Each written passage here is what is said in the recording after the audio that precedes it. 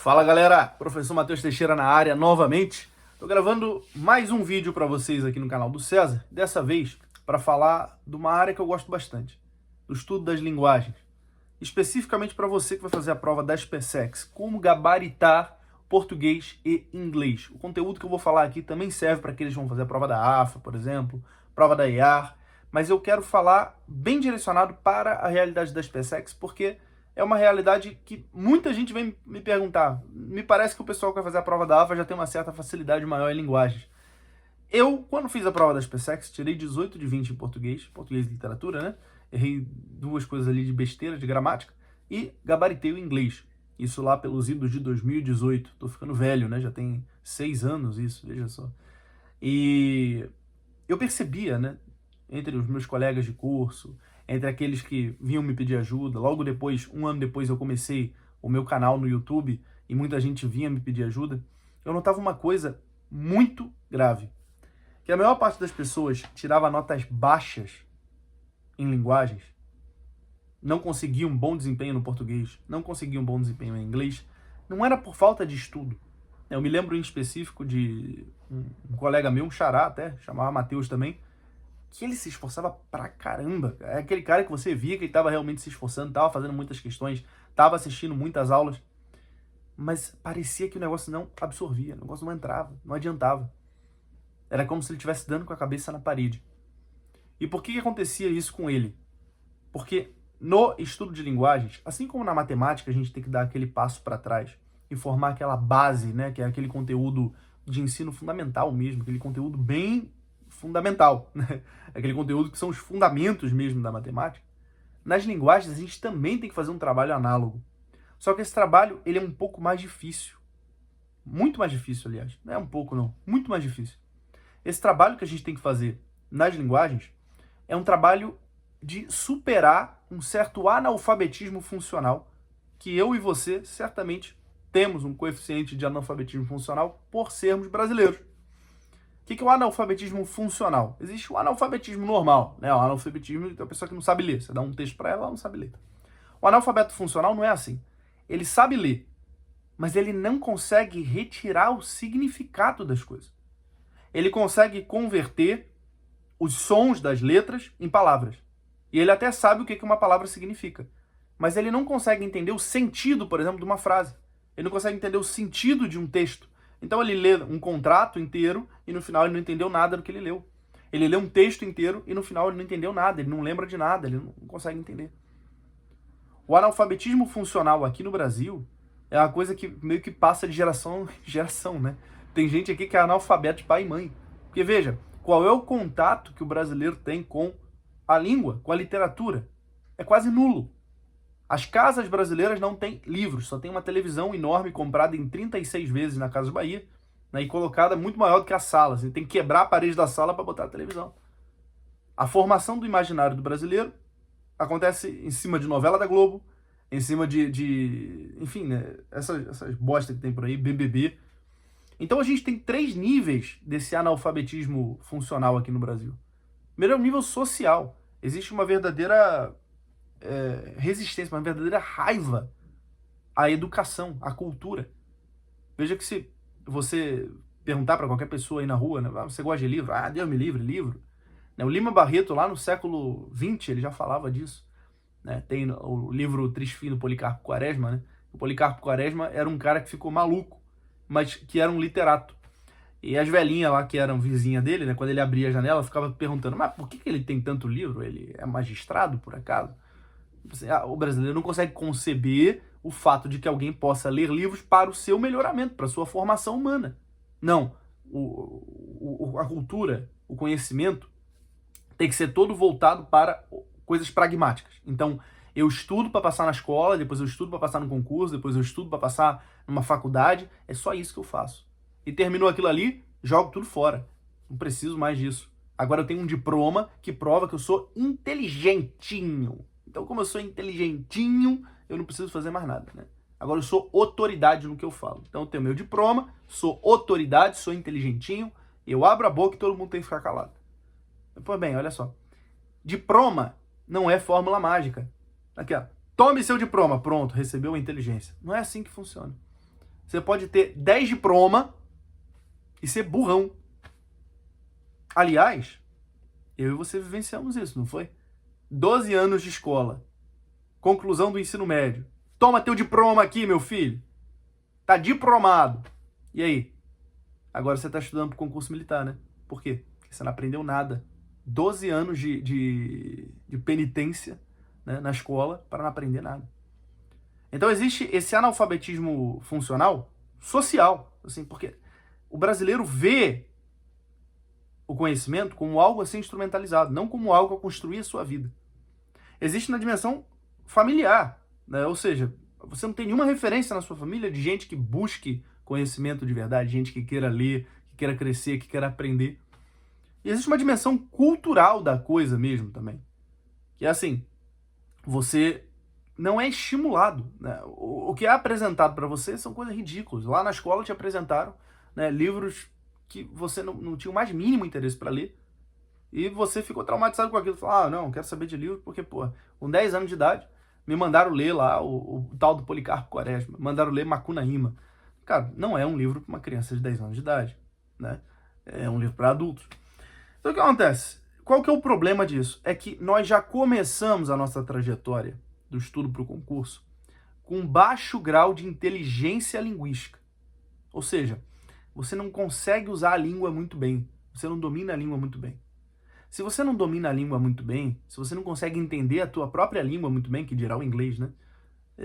Quanto menos inteligência linguística você tem, mais difícil é para você aprender as regras da gramática. Por um motivo muito simples. A gramática nada mais é do que a formalização, a cristalização daquilo que já acontece na língua culta. Tá entendendo? Então, quando você lê livros, você meio que aprende a gramática por osmose, né? O negócio vai passando para você. Você aprende a escrever porque você viu aquilo sendo escrito. E quando você vê as regras de gramática depois, você fala, tá, isso aqui é assim por causa dessa regra aqui, mas você já conhecia. O brasileiro, em geral, não sabe nem o que é substantivo, o que é verbo. O cara chega no curso preparatório, precisa aprender essa base primeiro. Olha, isso daqui é um substantivo, isso daqui é um verbo, isso aqui é uma oração. Apesar de eu ter tido, né, uma boa formação, porque minha mãe era professora, então eu cresci indo a museus, vendo, minha mãe tinha livros, né, uma coisa rara, né, eu cresci numa casa com livros. Apesar disso, por exemplo, quando eu fui a primeira vez para o curso presencial para AFA, né, eu cheguei lá e estava tendo aula de português, aí o professor estava falando de objeto direto como se fosse a coisa mais óbvia do mundo. Eu estava na minha cabeça, mas que porra é objeto direto? Eu não sabia o que era objeto direto. Eu não sabia o que era verbo transitivo direto ou indireto ou bitransitivo. Eu não sabia essas nomenclaturas. Eu não entendia nada disso. Por quê? Eu nunca na escola me preocupei com isso.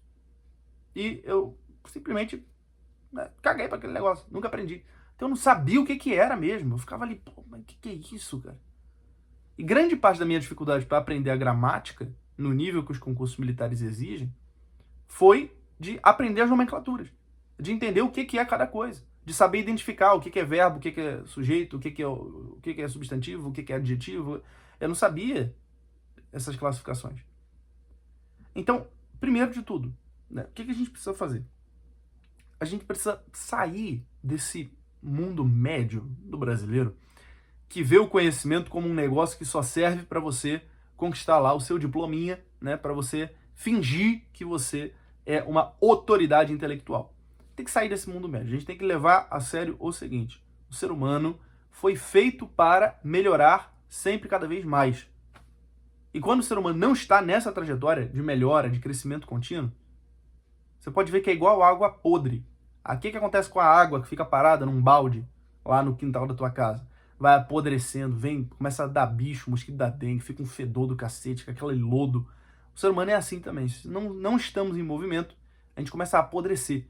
Começa a dar bicho, começa a ficar cheio de lodo. Então, a gente tem que retirar essa pecha errada colocada sobre a ideia de uma busca intelectual, que é a ideia de que eu posso buscar o conhecimento assim como um adorno, né? Como um frufru. Não, isso tem que ser a base da minha vida. Mas não é qualquer tipo de conhecimento, é o conhecimento que me interessa. Aqui está a grande dificuldade do brasileiro. A gente precisa ler livros. Mas quais livros a gente tem que ler? A gente tem que começar sempre pelos livros que nos interessam. Tem que começar sempre pelas coisas que nos chamam a atenção por algum motivo. E você pode me dizer, mas Matheus, eu não me interesso por nada. Bom, aí duas opções, né? Ou você está muito mal mesmo, assim, você já está num estado de depressão muito grande, ou você não está prestando atenção na vida, porque é óbvio que você se interessa por alguma coisa. Você não se interessa nem por futebol, cara. Você não se interessa nem por um jogo, você não se interessa... Não é possível. Tem livro sobre tudo, cara. Tem livro sobre os grandes jogadores de futebol, você pode ler, começar lendo a biografia deles. Tem livro sobre ambientados nos mundos dos jogos que você costuma jogar. Tem livros sobre os filmes que você gosta de ver.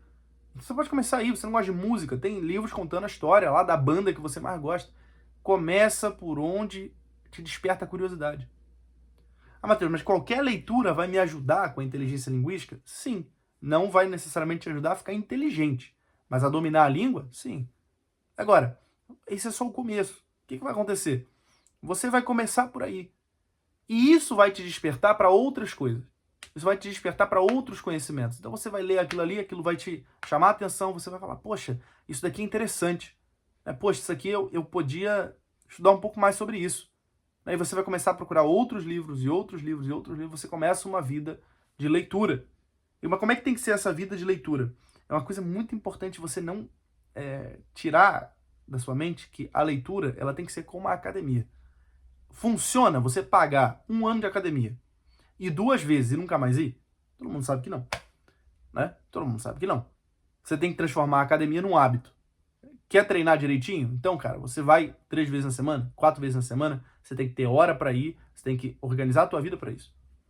A leitura tem que ser como isso. Veja como se você estivesse malhando teu cérebro. Então a leitura é para isso também. O que você tem que fazer? Separa um momento todo dia. Ok? 30 minutinhos que seja. 30 minutos antes de dormir é uma boa ideia. Por quê? Você para de ficar em rede social, você para de gastar tempo à toa. Antes de dormir é aquele momento que você está desacelerando. Então você já vai pegar ali uma coisa que te interessa, 30 minutos antes de dormir, para você já estar na cama lendo. Pronto. 30 minutinhos antes de dormir. Já é um bom começo.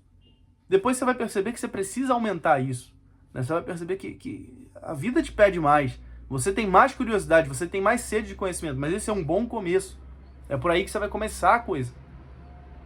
30 minutos antes de dormir. Depois você adiciona mais. E você vai perceber que só esse pequeno hábito já vai começar a mudar a tua compreensão das regras gramaticais. Tanto no português quanto no inglês. Tá? Grande parte das dificuldades em inglês que o pessoal tem, não são dificuldades em inglês, são dificuldades em português. Se você não consegue compreender a tua língua, tu vai compreender a dos outros, cara. Tá entendendo? E muitas coisas são similares. A lógica das línguas é muito parecida uma com a outra. Né? Por quê? Porque é comunicação humana. Então, se você começa a ficar melhor no português, você também vai melhorando no inglês. Você vai crescendo também no inglês. Você vai se tornando uma pessoa mais completa. Você vai vendo as coisas com mais clareza. As regras vão fazendo mais sentido. Uma das maiores dificuldades no inglês é o quê? É não saber, como eu não sabia, identificar o que é verbo, o que é advérbio, o que é adjetivo, o que é substantivo. Não saber diferenciar essas coisas.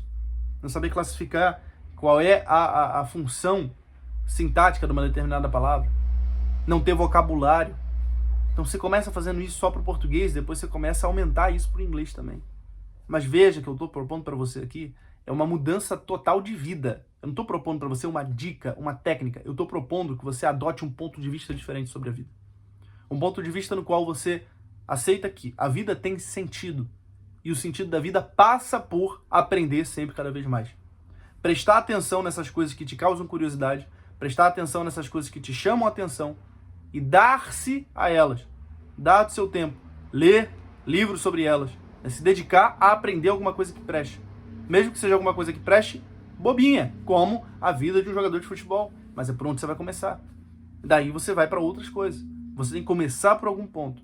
Tendo essa disciplina, transformando o estudo, a leitura, num hábito angular, um hábito que vai construir outros hábitos na tua vida. E lembrando sempre o seguinte, isso é o que te faz humano. Isso é o que te faz humano. Nós precisamos ler porque isso nos faz civilizados, isso nos faz homens, isso nos tira daquele estado de vida biológica que nos equipara aos bichos. A gente se eleva.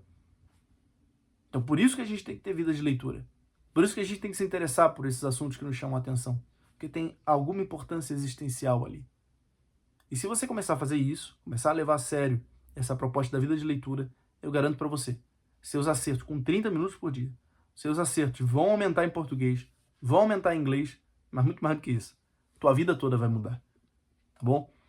Se você ainda não é nosso aluno no TM, matrículas abertas. O link tá aqui na descrição. Forte abraço para você. Fica com Deus. Até a próxima.